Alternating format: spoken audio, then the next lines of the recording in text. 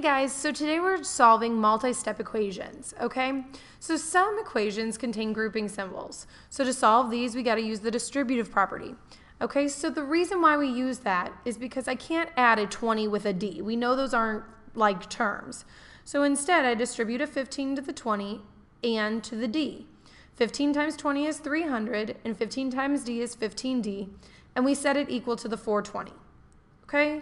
So the next step is to just simplify the problem like we normally would. Negative 300 on both sides because that will cancel out. And I'm left with 15d equals 120. Divide by 15 and my answer is 8. I can plug it back in and use order of operations to double check. So 28 times 15 equals 420, so it checks. Okay, let's look at a couple more problems. I want you to go ahead, pause the video and try these.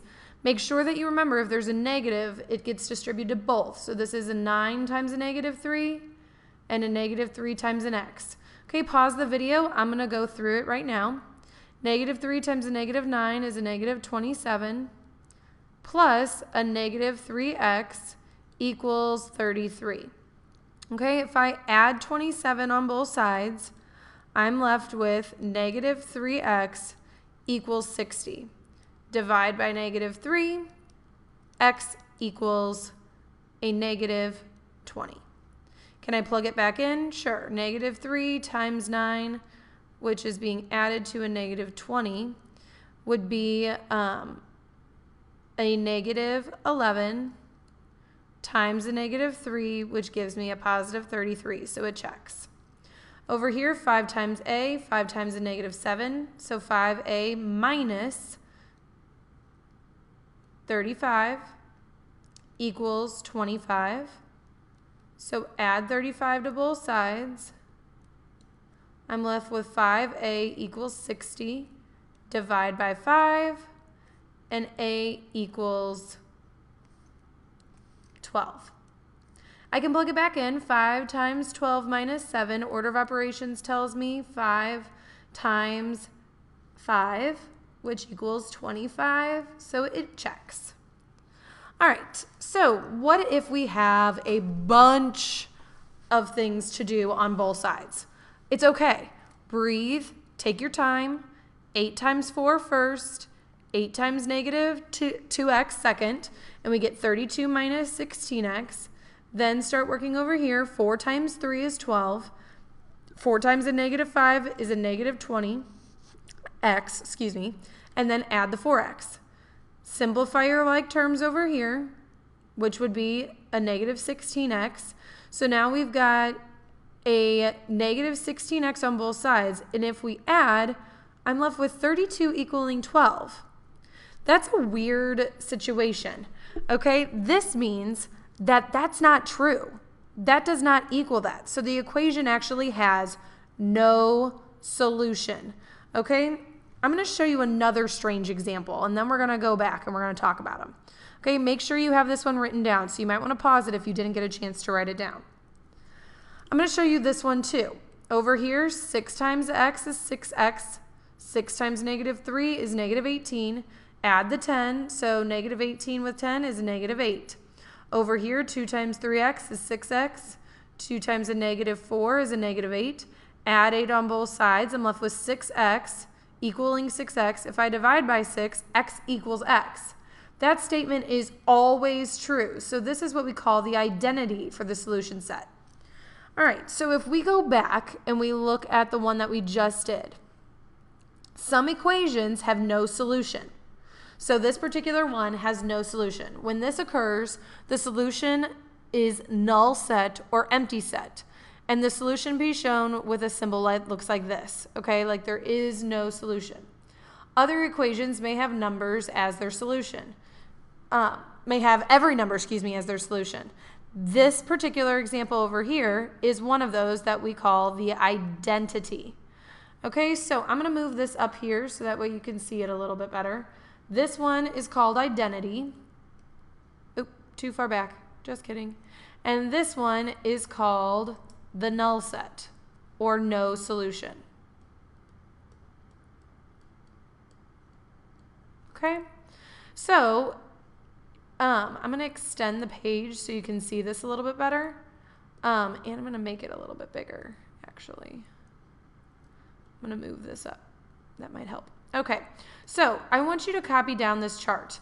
I'm going to be looking for this title, number of solutions, null set, no solution, one solution, and identity, infinitely many solutions. There's symbols here and examples, so please write these all down.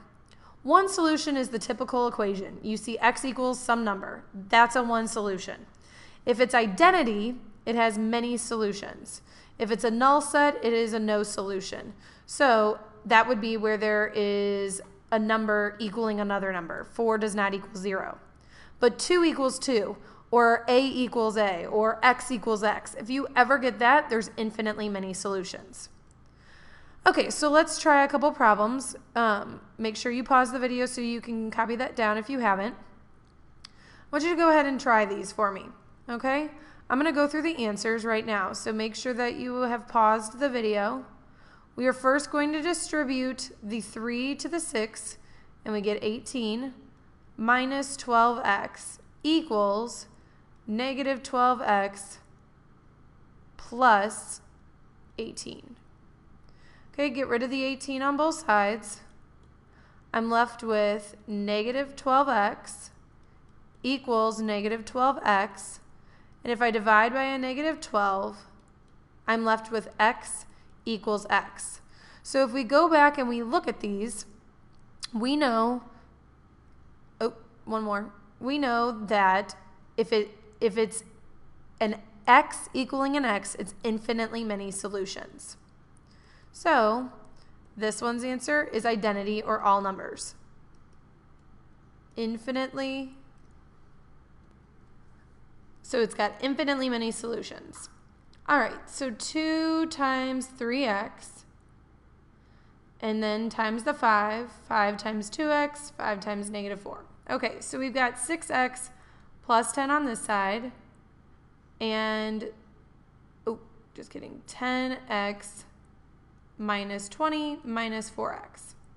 So we've got 6x minus 20 and 6x plus 10. Get rid of the 10 on both sides, and we're left with 6x equaling 6x minus 30. Get rid of the 6x on both sides, and we're left with 0 equaling a negative 30.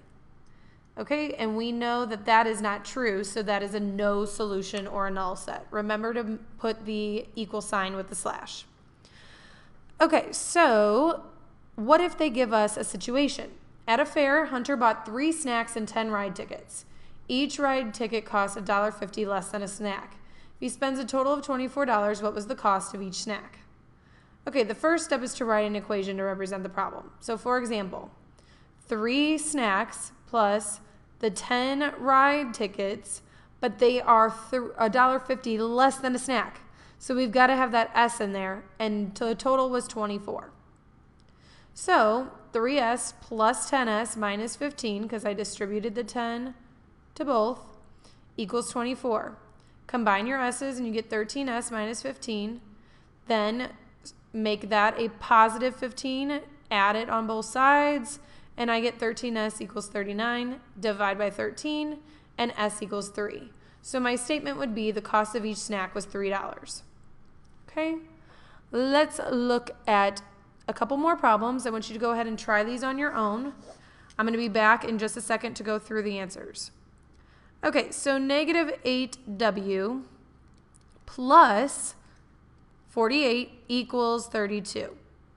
Subtract the 48 on both sides.